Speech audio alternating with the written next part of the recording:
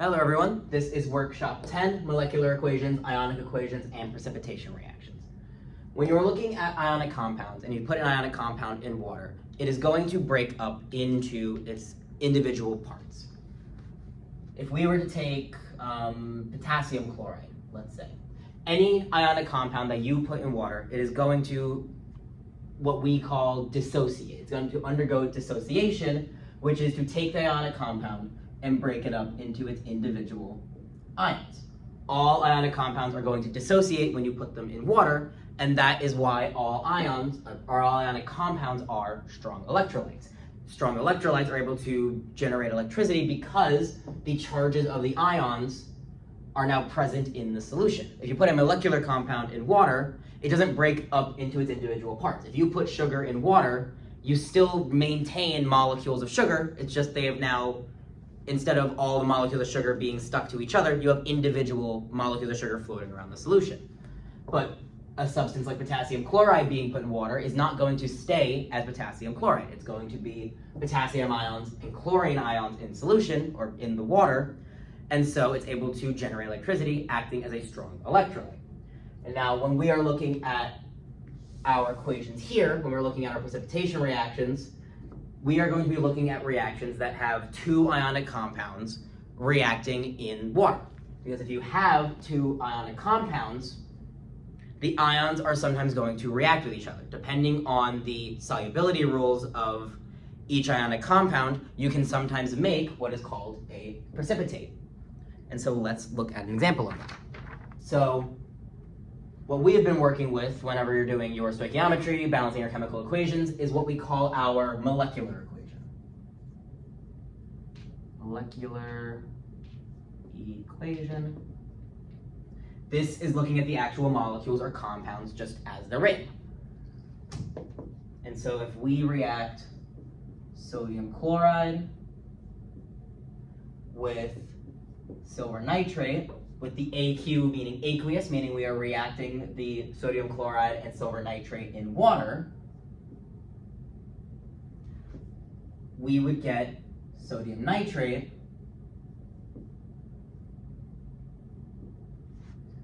and silver chloride. This type of reaction is what we call double replacement. You are essentially swapping your cations. If you have sodium chloride and silver nitrate, remember, positive charge with negative charge, you're not going to have silver and sodium reacting with each other, and you're not going to have chlorine and nitrate reacting with each other. Forgot my three, sorry. You do double replacement of your cations. Sodium replaces silver, and silver replaces sodium. And so this is just our molecular equation, taking the actual formulas and leaving them as said formulas. But like I just said, ionic compounds are going to dissociate in solution. They are going to break down into their ions. And so that is where our ionic equations come from. An ionic equation is going to take your ionic compounds and break it down into the actual ions that they're going to exist in water. So the ionic equation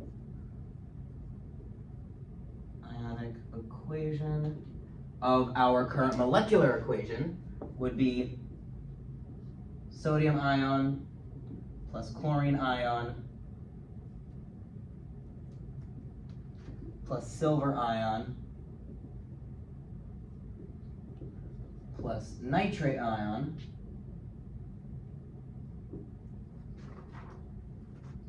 becomes sodium ion plus nitrate ion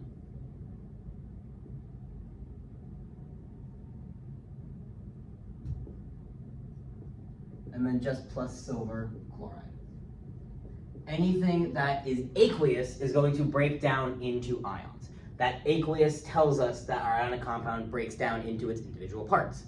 But if it changes state, if it becomes a solid, liquid, or gas, we are no longer going to write it as ions because it's no longer aqueous. It is no longer dissociating in solution. It is staying as a solid in the water.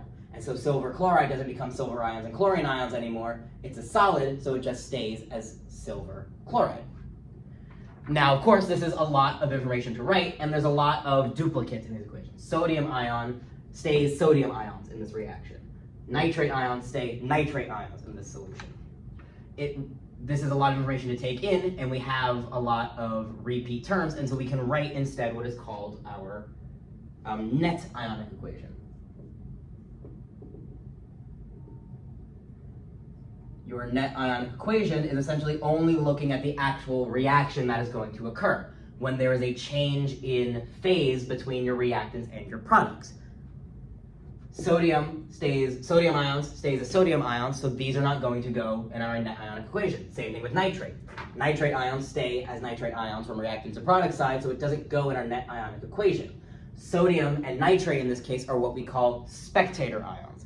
Ions that are present in solution. If you have this mixture, you're going to have sodium ions and nitrate ions present, but they are not part of the overall chemical reaction that is physically occurring. There is no change in phase or change in state of these two ions, and so they are just spectators of the actual reaction. But our silver ions and our chlorine ions, we can see react to form solid silver chloride. There is a chemical reaction that happens here. We go from two aqueous ions to a solid that is not going to break down into parts in our solution. And so our net ionic equation of our entire ionic equation takes out our spectator ions. And this is what we call a precipitation reaction, when you have aqueous components that combine to form a solid as a product. And so if we know the difference between our molecular, ionic, and net ionic equations, we can use these to identify if there is a precipitation reaction occurring. And so for this unit specifically, not only do you have to go back to making sure you're comfortable with naming compounds and writing out balanced chemical equations, you also now are going to go over your solubility rules. I'm not going to go over all the solubility rules in this recording. The best way I would say to study those is to make flashcards or make lists, any way that you are able to memorize information best, because it is ultimately just comes down to memorization, knowing which ions are always soluble in solution, knowing which ions are always insoluble in solution, and knowing which ions have exceptions. And so if we know our types of reactions and we have our precipitation rules, let's go into some practice problems now. Starting with question 1, when clear colorless solutions of cadmium nitrate and sodium sulfide are mixed, a beautiful orange precipitate is formed. Write the molecular equation, ionic equation, and net ionic equation for the reaction. Label each type of reaction. And is this a precipitation reaction? If yes, label and name the precipitate. So the question itself already told us that precipitate is going to form, but they are not always going to give you that information. That's why the question asks, is this a precipitation reaction? Based on your solubility rules, you should be able to determine if your products are soluble or insoluble in water. Sometimes you're going to have two ionic compounds combine, and they're not going to make a precipitate. When you do your double replacement, you go from two aqueous compounds to two new aqueous compounds. That is completely fine, but you have to be able to identify that. The first part of this question, though, is that we have to make our chemical reaction. We have to actually know what elements are reacting or what compounds are reacting to see if a precipitate forms or not, because they did not provide us a chemical reaction. They only told us the names. So starting with cadmium nitrate, cadmium is Cd, and nitrate is NO3. Cadmium is a transition metal, and so we're going to base its charge off of nitrates. And so nitrate has a charge of -1, cadmium is going to have a charge of +1. Cadmium nitrate is reacting with sodium sulfide. So sodium, Na, sulfur, S. Sodium is going to take priority with the charges, has a charge of +1, but sulfur is in the, that's for oxidation, sorry. One ion of sodium has a charge of +1, one ion of sulfur has a charge of -2, and so to balance our equation, it has to be Na2S. Sorry about that. Actually, let me leave the charges up there. One ion of sodium has a +1 charge, one ion of sulfur has a +2. And now these are both going to be aqueous.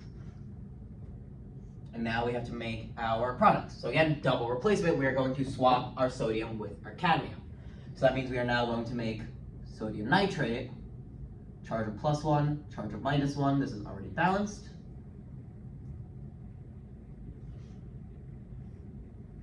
And now we're going to make cadmium sulfide. We said cadmium had a charge of +1, sulfur has a charge of -2, and so this is CD2S. And now, before we go to balance a reaction, let's actually see if a precipitate is going to form.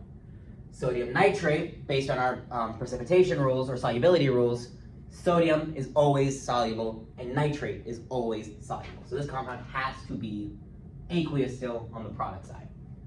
Now, sulfur is largely insoluble. There are some exceptions, but cadmium is not one of those exceptions. And so we are going to form a precipitate, like the question said, and the precipitate is our cadmium sulfide.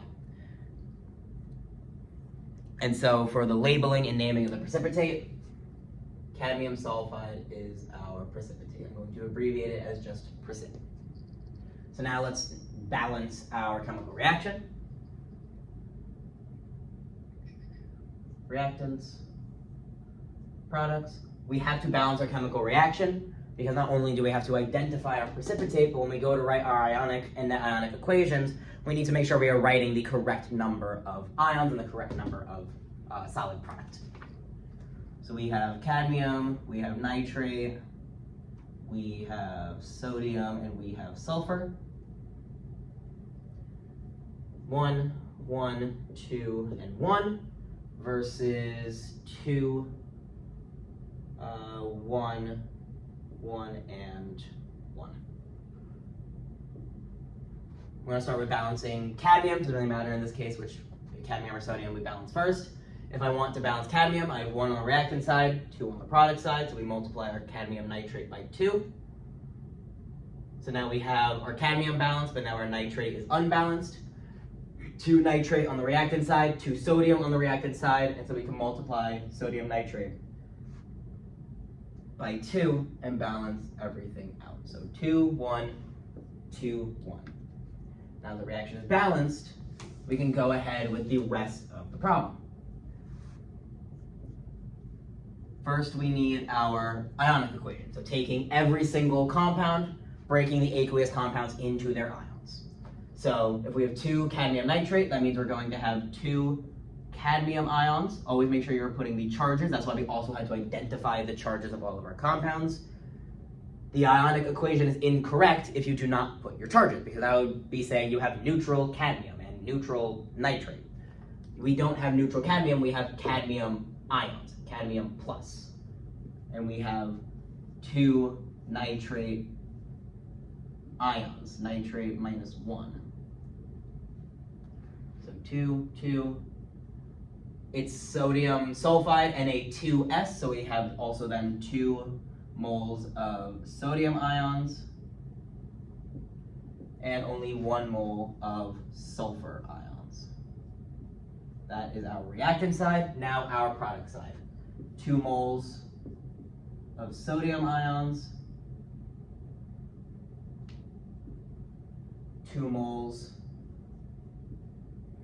of nitrate ions, subscripts, so for the cadmium, so we have 2 moles of cadmium ions.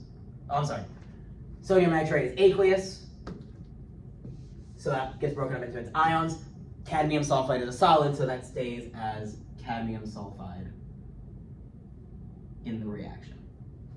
And so this would be our ionic equation, breaking our aqueous compounds down and keeping our solids or anything that's not aqueous as the state that they're in, as the entire molecule. And so we know a precipitate's going to form, so we have a change in state between our aqueous compounds and our solid compounds, and so we can also write a net ionic equation for this. Remember, spectator ions are not going to be included. Sodium stays as sodium ions stay sodium ions between reactants and products, so we're not going to include this in our net ionic equation. And our nitrate stays as ions on both reactants and product sides, so we're not going to include them either. Our net ionic equation would be 2 cadmium ions plus 1 sulfur ion produces solid cadmium sulfide. When you are submitting homework, assuming that you have recitation problems, don't cross out terms in your ionic equation. I'm doing this just to show the loss of spectator ions, but by crossing it out, this would now be incorrect because you're saying that you have lost these ions. So just make sure you write one answer as your ionic equation, one is your net equation. But for the sake of showing the problems, I'm going to cross out our spectator ions as we go along. So now on to question 2. Consider the reaction between aqueous solutions of potassium phosphate and calcium bromide, and they're asking for the same information. Write the molecular equation, ionic equation, net ionic equation. Label each of them. I didn't label our molecular, but this is our molecular equation up top. Label each type. Is it a precipitation reaction? If yes, label and name the precipitate. So in this case, they didn't tell us that a precipitate is going to form, so we have to figure that out ourselves. So potassium phosphate, potassium is K, phosphate is PO4. Potassium has a charge of +1, phosphate has a charge of -3, and so it has to be K3PO4. And it's reacting with calcium bromide, CaBr. Calcium has a charge of +2, bromine has a charge of -1, and so it's CaBr2. We do our double replacement, swapping our cations. So we are now going to get potassium bromide. Oh, I've not been leaving space to write my numbers. Whoops. Those will be a little tiny over there. So we're going to get potassium bromide, charge of +1, charge of -1.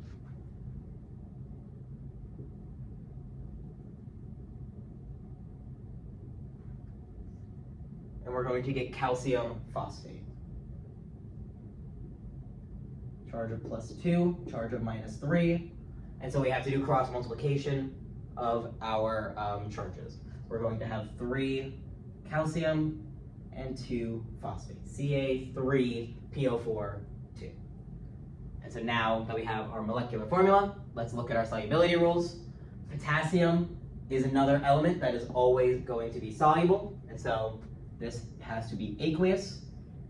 And calcium phosphate, phosphate is another compound that is largely insoluble, depending on what it's bound to. Calcium is not one of our exceptions, and so calcium phosphate is going to be a solid in this reaction. And so we do have a precipitation reaction. Calcium phosphate is our precipitate. Now let's go ahead and balance our chemical reaction. We're working with potassium, phosphate, calcium, and bromine. We have 3, 1, 1, 2. And we have 1, 2, 3, and 1. I wouldn't say there is a clear point of where you should start balancing, and so I'm going to start with potassium.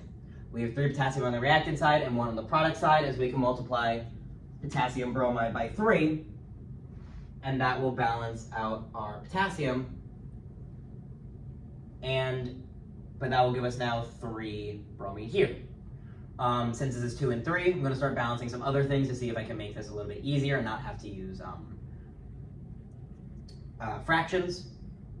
And so now I'm going to look at let's look at calcium. Calcium, we have 1 on the reactant side, 3 on the product side, and so again we can multiply this by 3. And so now that will balance out our calcium. I don't like how small I wrote that. There we go. But now we have 6 bromine on the product side. This is now going to be much easier to balance. And that also works with our phosphate. Because now if we go to balance our bromines again, we need to multiply by 2. We have 6 on the reactant side, and we have 3 on the product side. And so we multiply KBr by 2. Since we are already multiplied KBr by 3, it is going to be 3 times 2, which means that we are multiplying KBr by 6. So now our bromines are balanced, but we have unbalanced our potassium again. But now everything is going to work out here. Reactant side, we have 3 potassium versus 6 on the product side. We have 1 phosphate on the reactant side versus 2 on the product side. And so we can multiply potassium phosphate by 2, and everything is now balanced. 6 to 6, 2 to 2, 3 to 3, and 6 to 6. There's definitely multiple ways to go about balancing this equation. This might not have been the most straightforward way if you went a different way about it. As long as your coefficients are the same, then that is completely fine. Now that we have our balanced chemical reaction, we can go ahead with our ionic equation and net ionic equation. So our ionic, again, breaking all of our aqueous compounds down into ions. 2 times 3. Honestly, I've been erasing the chart that we've been making of how many ions are on the reactant side, how many are on products, just because I need space on the board. Since you will be working on paper, I highly recommend just keeping that chart there, because that chart tells you how many ions you should have on each side of the reaction, on both the reactant side and product side. Instead of having to now go back to this and do the math of, okay, I have 3 ions of potassium times 2, so I have 6 potassium ions. That balanced table already told us we need to have 6 potassium ions in our ionic equation. So definitely use the balanced table to actually tell you what your coefficients should be in your ionic equation. Makes it a little bit easier. We have 2 phosphate ions,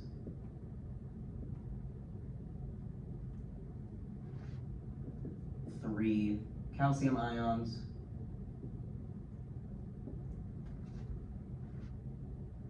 and 6 bromine ions.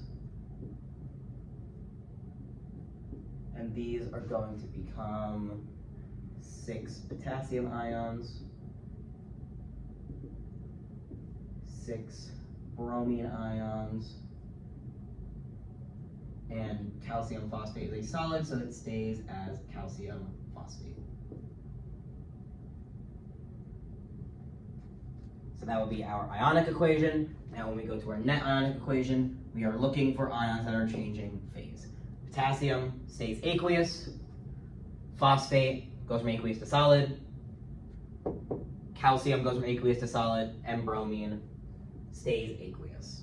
So our final net ionic equation would be 2 phosphorus ions plus 3 calcium ions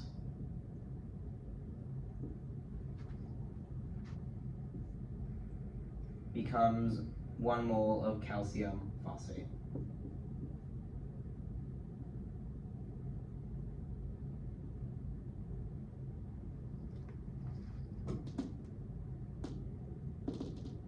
I don't think I have anything to actually add to the end of this. Let's just go on to question 3. So for 3, consider the reaction between aqueous solutions of barium bromide and sodium phosphate. Write the molecular equation, ionic equation, net equation, all the same information that we have in our previous 2 problems. Write all the types of equations. If there's a precipitate, identify it. So we are reacting, in this case, they actually gave us the formula. They told us that we have BaBr2 reacting with Na3PO4.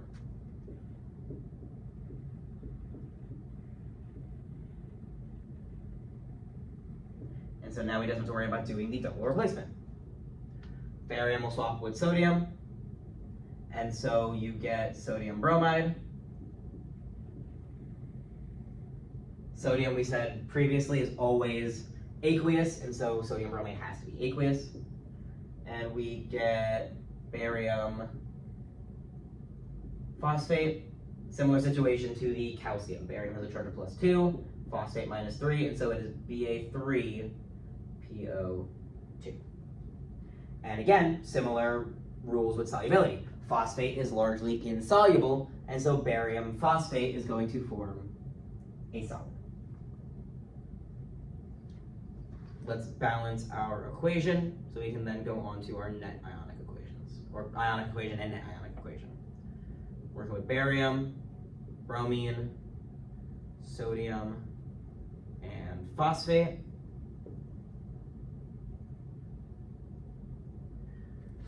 We have 1, 2, 3, and 1 versus 3, 1, 1, and 2. I believe this ends up balancing the exact same way as the last problem. No, it's a similar problem, but not the same. Never mind. Oh, why did I write it so low? Let me make that a little bit easier to read. There we go. Actually, no. This is going to balance the same way, except I forgot to leave space for our numbers. So I'm actually going to skip through the balancing for this problem because it looks like it is the same exact setup as the last one. Yeah, it's a very similar setup, just using slightly different compounds, but they're compounds that have the same chemical properties, so same charges. Instead of K3PO4, we have Na3PO4. We replaced potassium with sodium. Instead of calcium bromide, we have barium bromide. We replace the calcium with barium, which then makes sodium bromide instead of potassium bromide, and barium phosphate instead of calcium phosphate. Our mole ratios are exactly the same, so our balanced reaction ends up being exactly the same. The only thing that's changed is that I swapped the placement of barium bromide and sodium phosphate. So yeah, I'm gonna skip the balancing because we just saw it in the last problem. We know what the balance equation is. These are going to balance exactly the same. All right, so if that's the case, on to our ionic equation and our net equation. So, ionic equation, we're gonna have 3 moles of barium ions plus 6 moles of bromine ions, 6 moles of sodium ions, and 2 moles of phosphate ions. And these are going to become 6 moles of sodium ions, 6 moles of bromine ions, and barium phosphate is a solid, so it stays as barium phosphate. That's our ionic equation. Barium goes from aqueous to solid, so that's going to be part of our net ionic equation. Bromine stays as bromine, so it's a spectator ion. Sodium stays as sodium, or it stays aqueous, so that's also a spectator ion. And our phosphate also becomes, goes from aqueous to solid. So our net ionic equation is 3 barium ions plus 2 phosphate ions becomes 1 mole of solid barium phosphate. Again, basically the same setup as the previous problem, just with slightly different chemicals. But it's not too far off because we are just swapping out the chemicals with one chemical within, or one element, sorry, we're swapping out one element with a different element that's in the same group as it, and so it's going to have the same charges, same chemical properties, everything just gets balanced the same. So we're able to work through that one a little bit quicker. All right, now on to, I just want to see, yeah, let's just keep going in order on the sheet. Moving on to question 4, consider the reaction between ammonium chloride and potassium nitrate. And so, of course, write out molecular, ionic, and ionic, and if there is a precipitate, identify it. So, ammonium chloride, ammonium is going to be, since it is ammonium, it is going to be NH4. Remember, ammonia is NH3, ending with IUM is now NH4. Ammonium chloride, charge of +1, charge of -1, so this is balanced. And it's going to react with potassium nitrate. KNO3. +1, -1, charges are also balanced.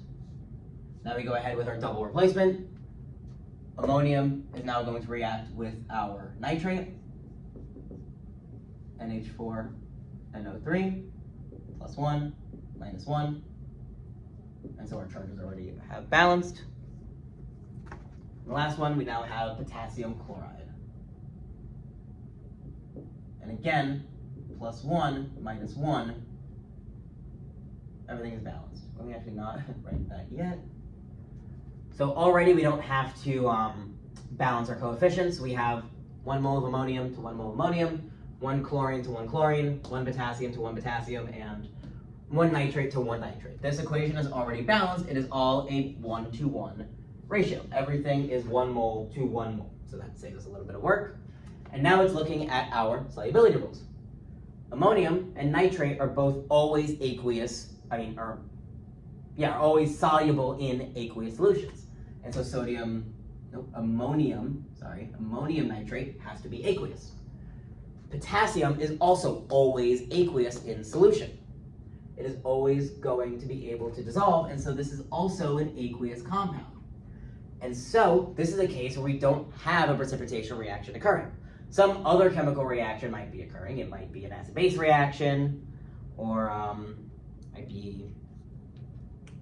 blanking on types of reaction at the moment, but it could be some other type of reaction, but it is not a precipitation reaction.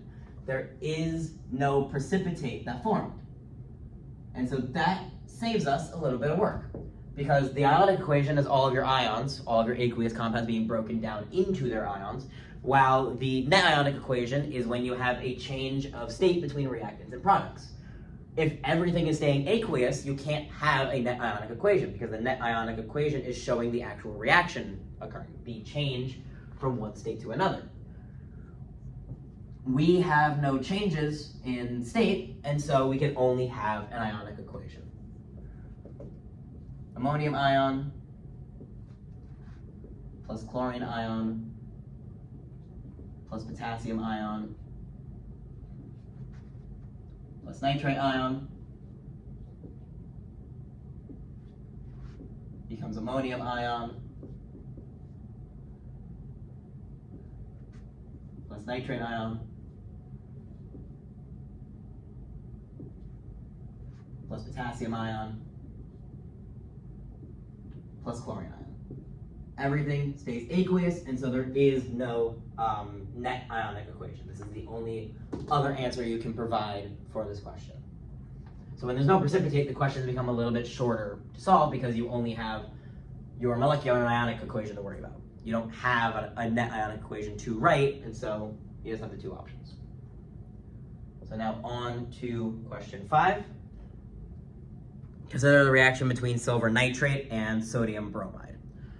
So we have silver nitrate, AgNO3.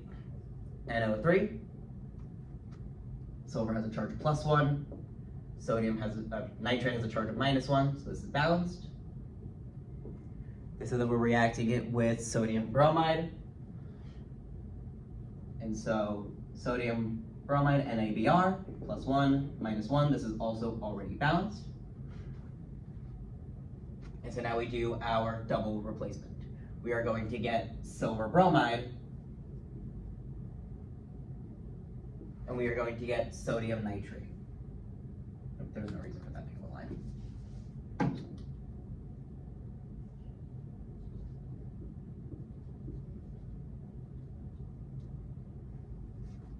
Now, again, sodium, we have said before, is always aqueous in solution.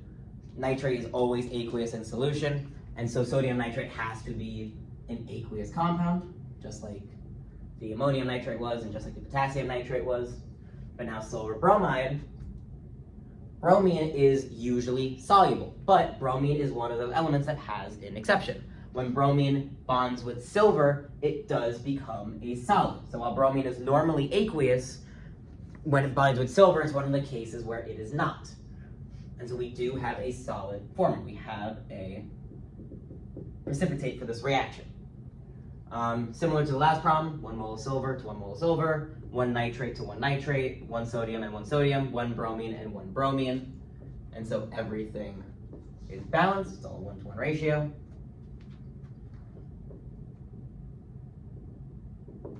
And so for our ionic equation, we have silver ions plus nitrate ions plus sodium ions plus bromine ions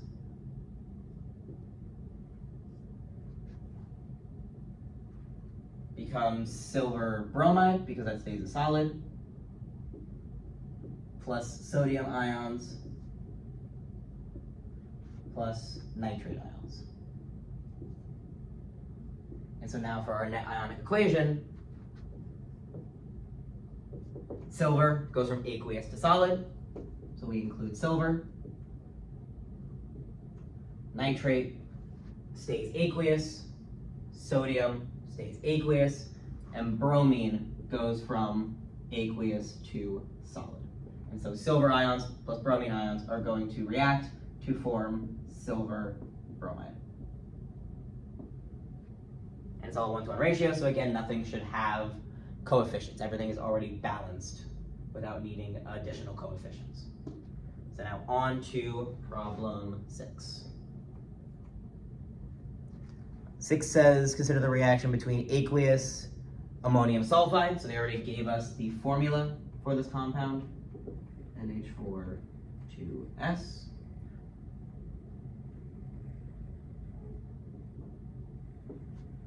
So aqueous ammonium sulfide and zinc chloride.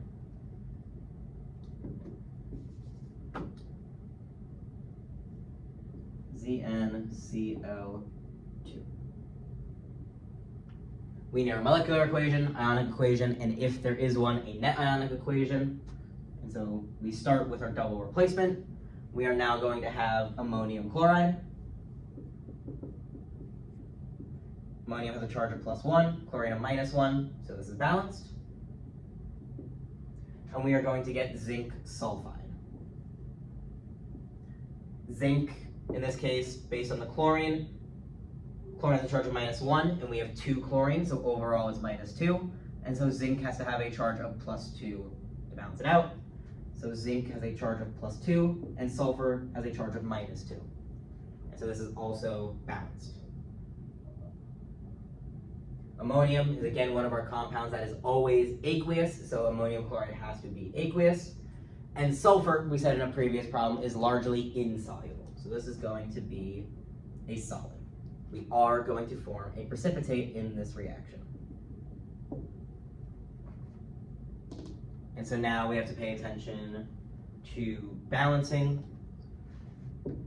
We have 2-to-1 of ammonia, we have 2-to-1 of chlorine, so we do have to balance this chemical reaction.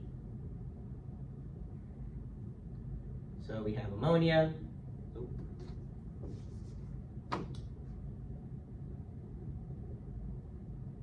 We have sulfur, we have zinc, and we have chlorine. We have 2, 1, 1, and 2 versus 1, 1, 1, and 1. We need 2 ammonia. We have 2 ammonia on the reactant side and 2 on the product side. And so if we multiply our ammonium chloride by 2, that'll give us the 2 ammonium we need. And that balances out our chlorines as well, since they are bound together. So the only compound that has a coefficient is our ammonium chloride. So now that we have that all written out, I'm going to erase the charges off the bottom to have space. We can go into our ionic and net ionic. And so 2 moles of ammonium ions react with sulfur ions.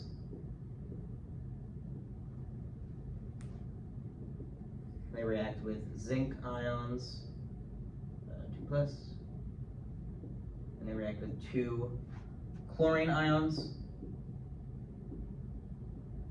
and this becomes 2 ammonium ions. Oh, wrong charge. There we go. 2 chlorine ions. And then zinc sulfide stays zinc sulfide since it is a solid. And now as always, for our net ionic equation, we look for differences in phase. Ammonium stays aqueous. Our sulfur goes from aqueous to solid. Our zinc goes from aqueous to solid. And our chlorine stays aqueous. One sulfur ion plus one mole of sulfur ions plus 1 mole of zinc ions becomes 1 mole of zinc sulfide, solid zinc sulfide. And so you can see the process becomes a little bit repetitive, and it's building on a lot of skills from previous chapters. If you are given the written out name of a compound, you have to be able to write the empirical formula for said compound. If you have now the formula that you've created, you have to be able to accurately balance that equation. Because once you have your formula written, your molecular formula written, and once you have your formula completely balanced, you can go ahead with your ionic equation. Because from there, it's just taking the balanced equation that you have written and breaking it up into parts. Anytime you see aqueous, break that compound into ions and apply the coefficient to it, or however many you have. Apply the coefficient, apply the subscript as well. Make sure you have the correct number of each ion on both sides of the reaction. And again, when you make that table of balancing reactants to products, you have a table telling you what your coefficients of each ion should be. By balancing out the number of ions on both sides, you have now created a table to tell you what your coefficients should be in your ionic equation. And then from there, it's just identifying when you have a change in phase. Aqueous to solid versus aqueous staying aqueous. That is the end of this workshop. If there are still any questions on the content that was covered in this recording, absolutely reach out to the Math and Science Resource Center here at John Jay to get more assistance. You can book an appointment yourself through John Jay Navigate, or you can go to the Tutoring Center on campus, room 1.94 in the new building, and someone at the front desk can help you book an appointment. You can book one-on-ones either in person or virtually, and there are plenty of tutors here who can help you understand the content better.